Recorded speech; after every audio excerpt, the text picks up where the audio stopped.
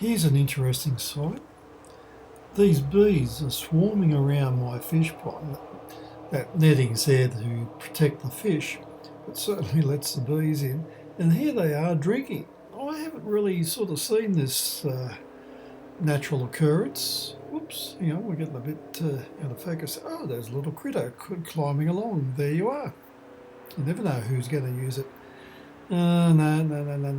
That's looking a bit. Oh, hello. Anyway, there's quite a drought going on here in New South Wales or Australia, and it's been going on for a while. So I guess even the little critters like these bees need to drink. And it's very rare that I see them doing this. Well, rare, this is about the first time, I think. And my poor old semi-rainforest garden is starting to look like a semi-desert. But anyway, I thought it was rather fascinating with these bees drinking at the water's edge.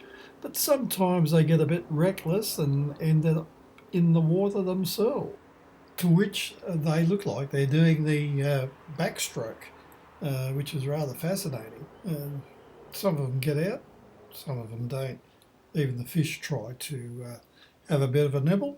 But anyway, just sit back and have a look at this little bit of nature rarely seen. And hope you enjoy it.